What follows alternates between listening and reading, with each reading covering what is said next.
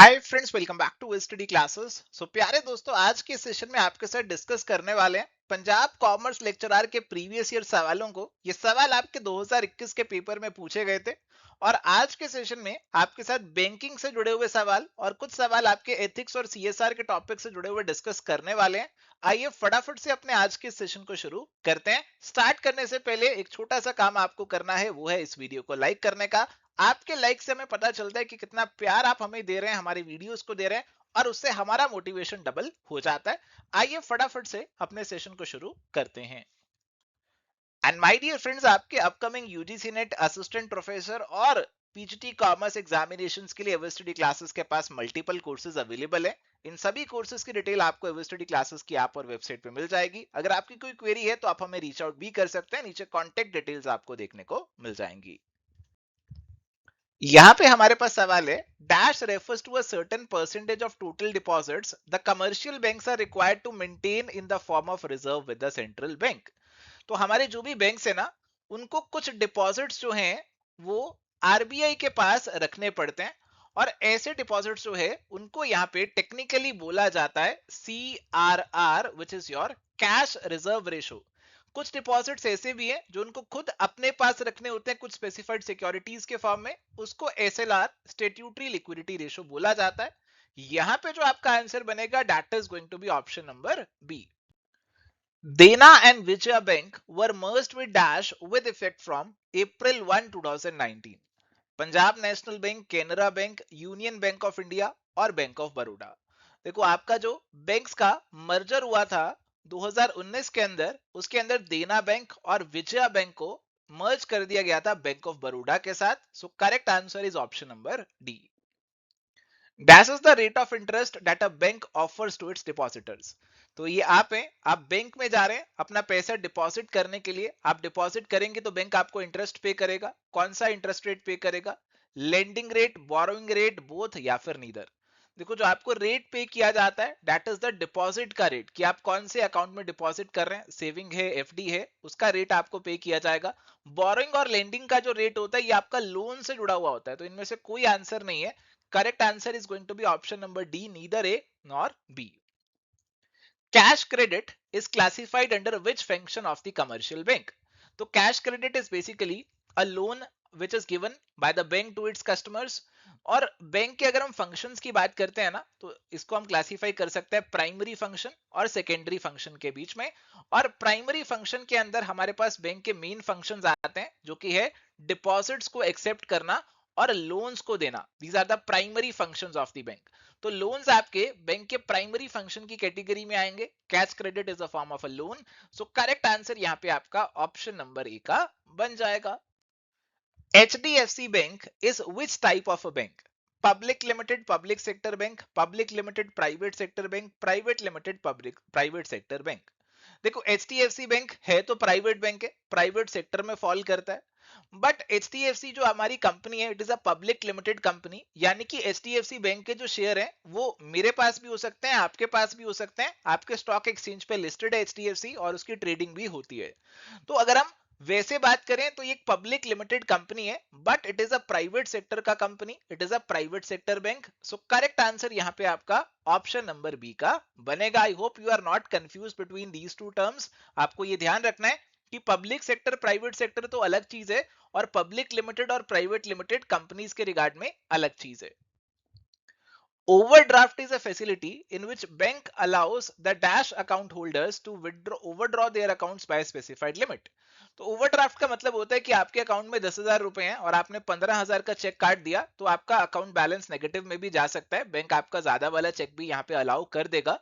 तो ये फैसिलिटी कौन से अकाउंट होल्डर्स को दी जाती है? फिक्स्ड सैलरी, सेविंग या फिर करंट। देखो, जो ये वाला फैसिलिटी है यूजुअली आपके बिजनेस कस्टमर्स को दिया जाता है और बिजनेस कस्टमर्स का करंट अकाउंट बैंक के अंदर यूजुअली रहता है। सो करेक्ट आंसर यहाँ पे जो आपका बनेगा that is going to be option number D, current. In this type of life insurance policy, the amount is paid in regular installments rather than in lump sum once the policy gets matured। तो कौन सी ऐसी policy है जिसके अंदर जब policy mature हुई आपको एक साथ सारा पैसा नहीं मिलेगा, आपकी यहाँ पे कुछ इंस्टॉलमेंट्स बना दी जाएंगी कि हर साल आपको 10,000 15,000 यहाँ पे मिलने वाले हैं। So this is basically your annuity, कि आपकी एन्युटी बना दी। अब ये एन्युटी आपको हर साल मिलती रहेगी, हर महीने मिलती रहेगी, कुछ ऐसा सिस्टम यहाँ पे बना दिया जाता है। Options are whole life assurance, term life assurance, annuity या फिर all of these. So this is clearly a case of annuity. So answer is going to be option number C. Mr. A took a health insurance policy. When he purchased the policy, he used to chew tobacco. Which principle of insurance was violated in the given situation? Answers are proximate cause, insurable interest, utmost good faith या फिर indemnity. देखो, जब भी आप insurance policy लेते हो, it is your duty कि आप इंश्योरेंस कंपनी को सब कुछ सच सच बताएं। अगर आप सब कुछ सच सच नहीं बता रहे हैं तो बाद में कोई कॉम्प्लिकेशन अराइज हुई, और अगर कंपनी को बाद में पता चला कि आप कुछ ऐसा करते थे जो आपने हमसे छुपाया है, तो आपके क्लेम में दिक्कत आ जाएगी। और इस केस को पढ़ के भी ऐसे ही लग रहा है कि हेल्थ इंश्योरेंस पॉलिसी तो ले ली, बट हमने कंपनी को नहीं बताया कि हम टोबैको जो है उसको च्यू करते हैं। तो ये हमने कुछ ना कुछ छुपा लिए कंपनी से। तो आपका जो principle of utmost good faith है, जिसको प्रिंसिपल ऑफ उबेरीमाई फडाय भी बोला जाता है, ये वाला प्रिंसिपल यहाँ पे वायलेट हो रहा है। So correct answer is going to be option number C. According to Dash, after the insured has been compensated by the insurer for the loss suffered by him on the subject matter that was insured, the rights of the ownership of that property goes to the insurer. देखो, एक बार insurance company ने let suppose आपका scooter damage हो गया था, वो scooter damage हो गया था, पूरा टोटल लॉस हो गया था, उसको कुछ कर नहीं सकते थे, बिल्कुल कबाड़ हो गया था। तो कंपनी ने आपको स्कूटर के बदले 10,000 पकड़ा दिए। अब वो जो कबाड़ पड़ा हुआ है, आपका जो स्कूटर पड़ा हुआ है जिसको रद्दी वाले को बेचा जाएगा, वो अब कंपनी की प्रॉपर्टी है, अब आपकी प्रॉपर्टी नहीं है, आप नहीं उसको रद्दी वाले को बेचेंगे, वो कंपनी की प्रॉपर्टी है, वो कंपनी को पास ऑन हो चुकी है। And this is basically refer to as the principle of subrogation. So correct answer हमारे पास यहाँ पे ऑप्शन नंबर डी का बनेगा। Dash states that the insured should be compensated for the amount equal to the actual loss and not the amount exceeding the loss. जितना आपको loss हुआ है उतना कंपनसेशन आपको मिलेगा, लॉस से पहले वाली सिचुएशन में आपको वापस लेकर आया जाएगा। This is your principle of indemnity. ये आपका लाइफ इंश्योरेंस पे अप्लाई नहीं करता, क्योंकि लाइफ इंश्योरेंस में जो आपको लॉस है उसको कंपनसेट नहीं किया जा सकता, वापस से सेम पोजीशन पे नहीं लाया जा सकता, बट हाँ बाकी केसेस में आपको लाया जा सकता है। Correct answer is option number A, principle of indemnity. Dash is a business insurance product that provides protection against business losses caused due to employee dishonesty, theft or fraud. तो अगर आपको बिजनेस में नुकसान हो रहा है एम्प्लॉय की dishonesty, theft और फ्रॉड की वजह से, तो आप कौन सी पॉलिसी यहाँ पे लेंगे, कौन सी इंश्योरेंस इसे कवर करेगी? लाइफ, फायर, मेरीन या फिर फिडेलिटी? आई होप आप इजीली आइडेंटिफाई कर सकते हैं। Correct answer is going to be fidelity insurance. Fidelity insurance आपको ये सारे रिस्क से प्रोटेक्शन प्रोवाइड करती है।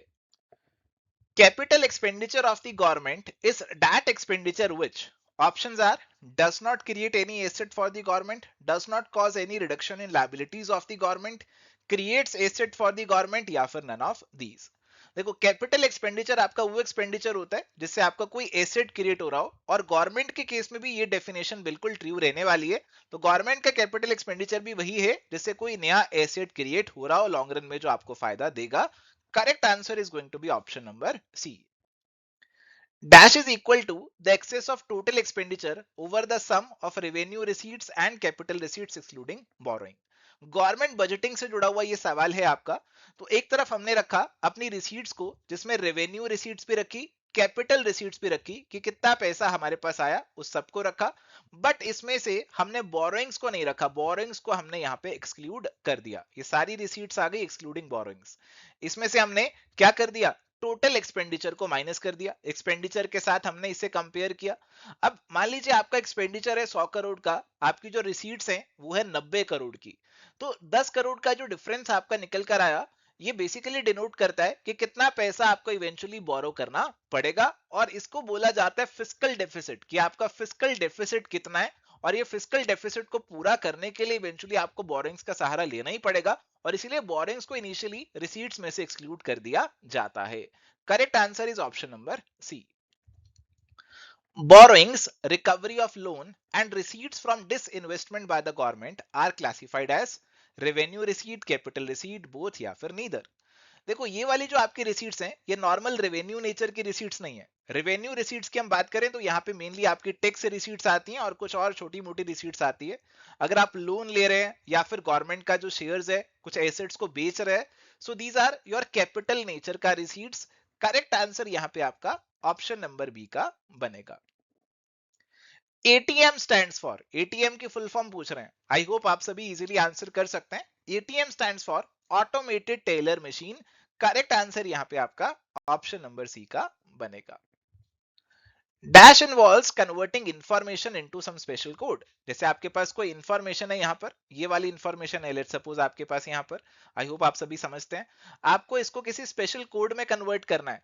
तो अगर आपकी कोड लैंग्वेज कुछ और चल रही है, आप इसको कुछ ऐसे ऐसे ऐसे करके भेज रहे हो, it is your code language, तो ये हमने क्या कर दिया, इंक्रिप्शन कर दिया यहाँ पर। ओके, तो कुछ इंफॉर्मेशन को कुछ स्पेशल कोड में कन्वर्ट कर दिया, that is refer to as encryption. Correct answer यहाँ पे आपके पास ऑप्शन नंबर ए का बनेगा। अब इस कोड को वापस से डिक्रिप्ट किया जाएगा, तोड़ा जाएगा और वापस से अपने ओरिजिनल मैसेज पे पहुंचा जाएगा और उस प्रोसेस को फिर हम डिक्रिप्शन का नाम देंगे। ईडीआई स्टैंड्स फॉर, तो ईडीआई आपने ई बिजनेस या फिर ई कॉमर्स के कॉन्टेक्स्ट में सुना होगा। ईडीआई का जो फुल फॉर्म रहता है it is electronic data interchange, कि आपका जो डाटा है वो इलेक्ट्रॉनिकली एक्सचेंज होगा, आपके डॉक्यूमेंट्स वगैरह ये सब इलेक्ट्रॉनिकली एक्सचेंज हो जाते हैं आज की डेट में। So answer is going to be option number A. Which of the following is not a threat to e-commerce? तो ऑनलाइन खरीदारी वगैरह करने का इनमें से कौन सा थ्रेट नहीं है? हैकिंग तो थ्रेट है, वायरस भी थ्रेट है, डिसऑनेस्ट ट्रेडिंग, कि अगर कोई पर्सन आपको प्रोडक्ट कुछ और दिखा रहा है और कुछ और दे रहा है तो डिसऑनेस्ट ट्रेडिंग भी एक थ्रेट है। डिजिटल सिग्नेचर ये थ्रेट नहीं है, डिजिटल सिग्नेचर तो आपका जो ई कॉमर्स के डॉक्यूमेंट्स है उनको और ज्यादा वैलिड बना देते हैं, तो ये थ्रेट नहीं है। Correct answer is going to be option number D. Which of the following is not true with regard to e-commerce? A customer can get information about a product to be purchased on the internet. ये तो बिल्कुल सही है। A customer can place an order on the internet. हाँ ये भी सही है। Payment cannot be made over the internet. अरे ये तो सही नहीं है, क्योंकि आज की डेट में ऑनलाइन पेमेंट्स भी हो जाते हैं। E commerce involves both online distribution and physical delivery, तो हाँ ये भी सही है। तो करेक्ट आंसर आपके पास बनेगा ऑप्शन नंबर सी का। Which of the following resources are not required for successful implementation of e-commerce? Computer system चाहिए ई कॉमर्स के लिए, बिल्कुल चाहिए। इंटरनेट कनेक्शन चाहिए क्या? हाँ जी चाहिए। टेक्निकली क्वालिफाइड वर्कफोर्स चाहिए जो इंटरनेट और कंप्यूटर्स को जानती हो? हाँ जी ये भी चाहिए। None of these. तो यार ये सारे रिसोर्सेज ही हमारे लिए रिक्वायर्ड है, तो नॉट रिक्वायर्ड आप पूछ रहे हो तो हम आंसर ऑप्शन नंबर डी देंगे, which is none of these. Amazon is an example of which type of e-commerce? B2B, B2C, B2G या फिर C2C? देखो Amazon एक बिजनेस प्लेस है जिसपे कस्टमर्स जो हैं वो यहाँ पे आके सामान खरीदते हैं, तो Amazon बिजनेस से कस्टमर को कनेक्ट कर रहा है, तो B2C इसका टाइप बनेगा। So correct answer is option number B. OLX is an example of which type of e-commerce? तो OLX के अंदर कस्टमर्स जो हैं वो अपना पुराना सामान किसी और कस्टमर को देते हैं, तो एक कस्टमर को दूसरे कस्टमर के साथ कनेक्ट कर रहा है, so it is a part of C2C commerce. Correct answer is going to be option number D. ITES stands for, तो ITES का फुल फॉर्म क्या है? देखो आज की डेट में बहुत सारी सर्विसेज हमारी इंफॉर्मेशन टेक्नोलॉजी के माध्यम से दी जा रही हैं, जैसे मैं भी आपको भी सर्विसेज अपनी दे रहा हूं, ये भी इंफॉर्मेशन टेक्नोलॉजी के माध्यम से ही दे रहा हूं। ऐसी सर्विसेज को इंफॉर्मेशन टेक्नोलॉजी इनेबल्ड सर्विसेज बोला जाता है। तो करेक्ट आंसर जो है यहाँ पे ऑप्शन नंबर ए का बनेगा। Which of the following is not an environmental problem? Ozone depletion, global warming, water pollution या फिर नन ऑफ दीज? तो सभी आपकी एनवायरमेंटल प्रॉब्लम्स हैं, सो इसीलिए आंसर यहाँ पे आपका option number D none of these का बनेगा। Producing goods and services that society wants and selling them at a profit is an example of economic responsibility, legal responsibility, ethical responsibility या फिर discretionary responsibility. तो वो goods और services बनाना जो society को चाहिए और प्रॉफिट कमाना ये बिजनेस का इकोनॉमिक रिस्पॉन्सिबिलिटी है। देखो प्रॉफिट अर्न करना कंपनी की पहली जिम्मेदारी है, उसकी इकोनॉमिक रिस्पॉन्सिबिलिटी है। सो करेक्ट आंसर यहाँ पे आपका ऑप्शन नंबर ए का बन जाएगा। बाकी लीगल, एथिकल और डिस्क्रिशनरी इसके बाद आपकी आती हैं। Respecting the religious sentiments and dignity of people while advertising for a product is an example of. तो आप प्रोडक्ट की एडवर्टीजमेंट देते हुए लोगों के रिलीजियस सेंटिमेंट्स को देख रहे हैं, डिग्निटी को देख रहे हैं, तो ये कौन सी रिस्पॉन्सिबिलिटी है? इकोनॉमिक रिस्पॉन्सिबिलिटी, ये तो प्रॉफिट्स वाली हो गई। लीगल रिस्पॉन्सिबिलिटी, ये तो लॉ या फिर कानून वाली हो गई। एथिकल रिस्पॉन्सिबिलिटी, इसमें आपके रिलीजन, रिलीजियस वैल्यूज, ये सब चीजें आ जाएंगी। तो एथिकल रिस्पॉन्सिबिलिटी जो है यहाँ पे आपका आंसर बनेगा, क्योंकि यहाँ पे कंपनी जो है अपनी एथिकल रिस्पॉन्सिबिलिटी पूरी कर रही है towards the society by respecting their religious sentiments. Correct answer is option number C. A company helping the affected people during floods or earthquake is an example of economic, legal, ethical या फिर discretionary responsibility. देखो, आपकी discretionary responsibility वो responsibility है जो आप खुद से वॉलंटरली करते हो, आपको करने की जरूरत नहीं है, बट फिर भी आप अपने अंदर से करना चाहते हो। बहुत सारी कंपनीज में आपने देखा होगा, उन्होंने कंपनी के बाहर एक वाटर कूलर लगा रखा है कि कोई भी आए वहां से पानी पिए, कोई दिक्कत वाली बात नहीं है। तो ऐसी अगर कोई कंपनी जो है वो लोगों की फ्लड और अर्थक्वेक में मदद कर रही है, वो वॉलंटरली खुद से कर रही है, उसके ऊपर कोई इकोनॉमिक, लीगल या एथिकल ऑब्लिगेशन इस केस में नहीं है, एक वॉलंटरी अपनी जिम्मेदारी अदा कर रही है, ऐसी रिस्पॉन्सिबिलिटीज को यहाँ पे डिस्क्रिशनरी रिस्पॉन्सिबिलिटी जो है वो बोला जाता है। Correct answer is going to be option number D. Which of the following is not an element of business ethics? Top management commitment, publication of a code, establishment of compliance mechanism involving top level employees only. तो business ethics के लिए top management की commitment जरूरी है, आप कुछ code of conduct या फिर कंप्लायंस मैकेनिज्म भी बनाते हैं, बट सारे इंप्लॉइज को इन्वॉल्व किया जाएगा, केवल टॉप इंप्लॉइज को इन्वॉल्व करना तो बिजनेस एथिक्स का एलिमेंट नहीं है। Correct answer is going to be option number D. Environment protection act was passed in which year? तो हमारे देश में जो एनवायरमेंट प्रोटेक्शन एक्ट पास हुआ था, it was passed in 1986। So correct answer is going to be option number A. In India, the concept of CSR is governed by dash of the Companies Act 2013. तो हमारे companies act 2013 का जो section 135 है, it contains provisions related to CSR. So correct answer is going to be option number B, clause 135. The Companies Act 2013 encourages companies to spend dash of their average net profit in the previous 3 years on CSR activities. तो Companies Act 2013 आपकी companies को encourage करता है कि आपने पिछले 3 सालों का कम से कम 2% जो है वो आप CSR एक्टिविटीज पे स्पेंड करें। सो करेक्ट आंसर यहाँ पे आपका ऑप्शन नंबर सी का बन जाएगा। The CSR provisions within the act is applicable to companies with an annual turnover of dash and more, net worth of 500 crore and more, net profit of 5 crore and more. Options are 1000 crore, 1500 crore, 2000 crore या फिर 2500 crore. तो आपके जो CSR provisions apply करते हैं, they apply to companies with an annual turnover of 1000 crore or more. तो इसीलिए correct answer आपका यहाँ पे ऑप्शन नंबर ए का बन जाएगा। तो इनमें से कोई भी क्राइटेरिया आपने पूरा कर दिया तो फिर आप पे CSR के जो प्रोविजंस है वो लागू हो जाएंगे।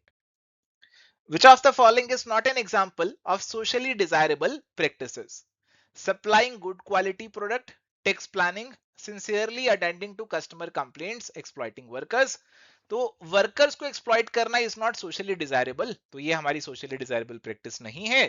करेक्ट आंसर यहाँ पे हमारे पास ऑप्शन नंबर डी का बन जाएगा। Social responsibility involves an element of dash action on the parts of business people for the benefit of society. Compulsory, voluntary, legal या फिर none of these. देखो, जो आपकी सोशल रिस्पॉन्सिबिलिटी रहती है ना, वो यूजुअल केस में आपकी वॉलंटरी जिम्मेदारी होती है कि वॉलंटरली आपको सोसाइटी के लिए भी कुछ करना चाहिए, आपके अंदर से आना चाहिए कि मेरे को सोसाइटी के लिए कुछ करना है। तो इसीलिए करेक्ट आंसर हमारे पास यहाँ पे ऑप्शन नंबर बी, वॉलंटरी का बनेगा। हालांकि आज की डेट में कुछ कंपनीज के लिए मैंडेटरी है, बट ब्रॉडर सेंस में इसको वॉलंटरी ही माना जाता है। सो थैंक यू प्यारे दोस्तों, ये था जी आज का हमारा डिस्कशन, जिसमें हमने आपके साथ कुछ सवाल डिस्कस किए। अगर आपको आज का सेशन अच्छा लगा, कुछ सीखने को मिला, तो प्लीज वीडियो को लाइक जरूर करना। ऐसे और सेशंस के लिए please do subscribe to ever study classes. इस सेशन का पीडीएफ आपको हमारे टेलीग्राम चैनल पे मिल जाएगा। चलिए मिलते हैं नेक्स्ट सेशन में। Till then goodbye, take care, all the best.